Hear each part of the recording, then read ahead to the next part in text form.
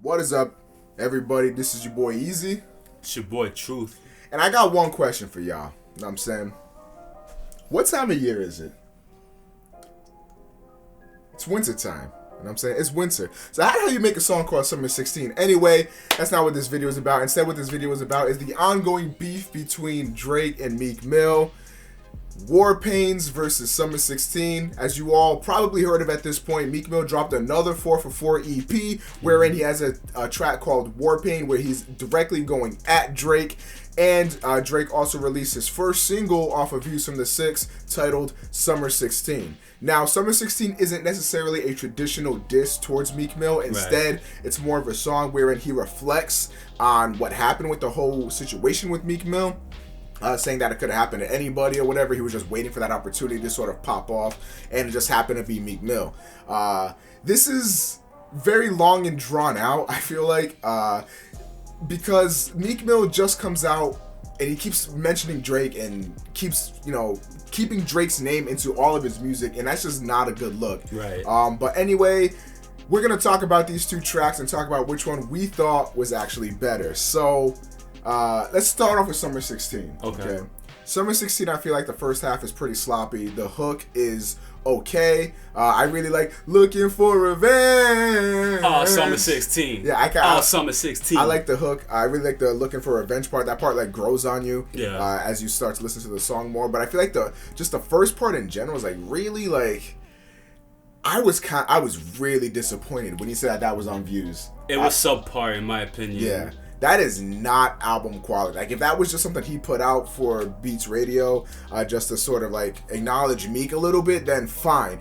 But this is on Views? Like, I'm not sure how I'm excited about that. I don't know. I'm not really liking it. But the second half is a lot better. Goes a lot harder than the first half. Doesn't make the song that much better, though, in my opinion. To have to go through that first half just to get to a good second half. And even then, it's still not album quality. But what did you think of Summer 16?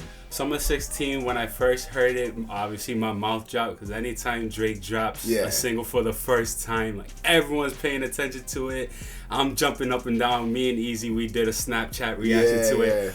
OVO Sound Radio when it first dropped, and we were just, oof, this shit goes hard. But after giving it a few more listens, it was kind of disappointing, honestly. And coming from a big Drake fan, it was disappointing, and I was really surprised that this is the lead single of Views from the Six. So that's how I felt about Summer 16.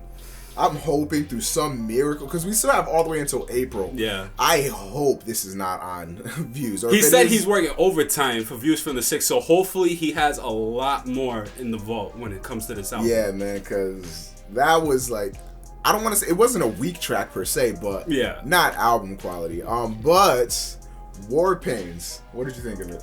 War Pain. What surprised me the most, on OVO Sound Radio, Drake dropped Summer 16. Maybe 10, 15 minutes after, Meek Mill drops the second installment of 4for4, and he has the track called War Pain. In War Pain, he is responding directly to Summer 16, and it definitely had my eyebrows raised, and I'm like, how the fuck did Meek Mill come up with this shit so fast? Unless somebody's talking. Somebody's talking. Either somebody's talking and leaking the shit, or a ghostwriter. Maybe this is all allegations proving that. Yeah. But War Pain was a huge improvement. Definitely. From everything else Meek put out regarding the whole situation with Drake. His Wanna Know, fucking god awful. I'm the Plug, almost I don't as even awful. know why you even tried.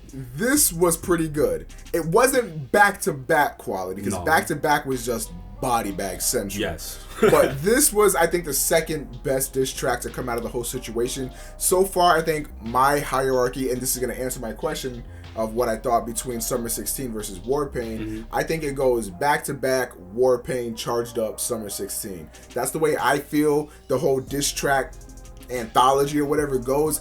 I think War Pain was a much better song than Summer 16. The beat goes in, his flow comes correct. I like, Meek Mill finally has something to say, but I think it's too late. I don't even think Drake even cares anymore, to be honest with you. Yeah, I agree. It's definitely an improvement from the last 2 diss tracks he dropped. But it's been 7 months, and I think you should just move on and just continue to do you. Yeah. Focus on DC4 and just stop thinking about Drake. Just continue to grind. So do you think Warpaint was better than Summer 16? I agree, 100%. Warpaint was a big improvement. It bodied Summer 16. Yeah, absolutely. And we're big Drake fans, so you won't hear us say that much things have bodied anything Drake has done. But you got to look at this objectively. Meek Mill just had a better song this time around. The one thing that I didn't like about Warpaint is that he had the feature. That's the one thing that I didn't like. If you're going to diss someone, I want you to be by yourself. Don't bring anyone on the track with you. If you're going to come at someone, come alone. That's it.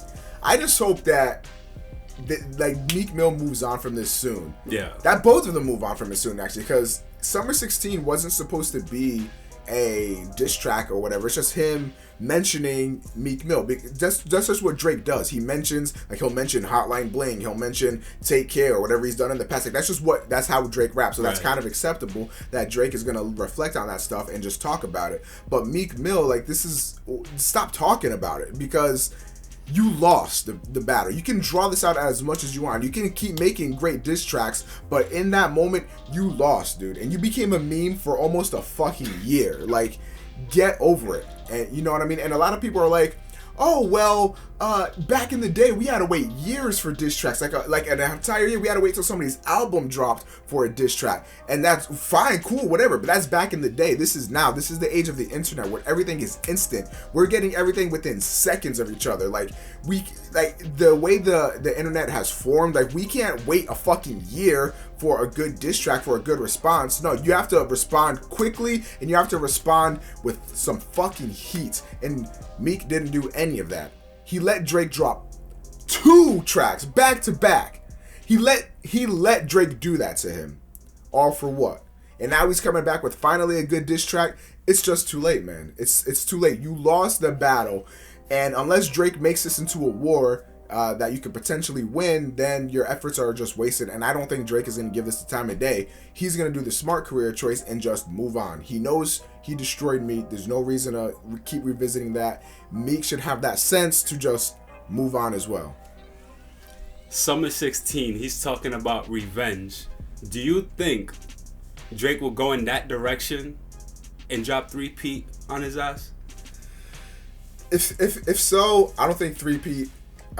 If there ever was a 3-peat, it very strongly alluded to that there was a 3-peat. But if there ever was, I think what he may have said in that song isn't really relevant anymore. Because I think he was going to drop 3-peat if Wanna Know never came out. And then Wanna Know came out, and it was just like, yeah, this is dope. It was a laughing stock of the universe. It's stupid.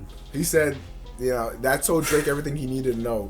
He wanted to go at Meek bar for bar, but Meek did not bring a single bar on Wanna Know. It was really awful. So he moved on, and then that's it. And then to hop on Drake's song, remix it, and try to diss, that was fucking whack, especially with weak ass bars like that, man. It was just overall weak. Anyway, what did you guys think of Summer 16? What did you think of Warpaint?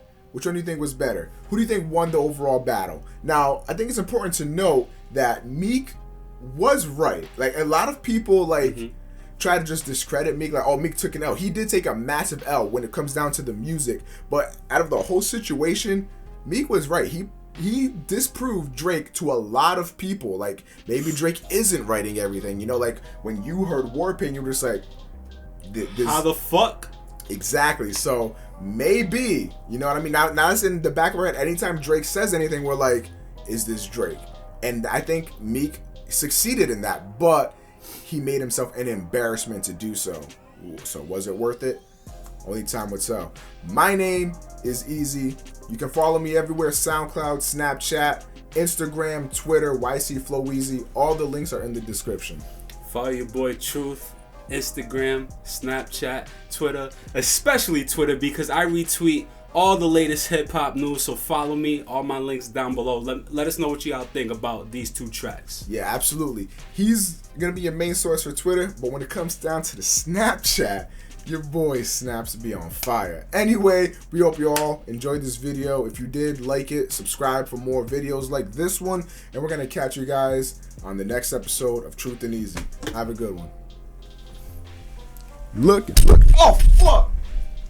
Your hooker heels. My hooker heels, man. Jeez. What's wrong?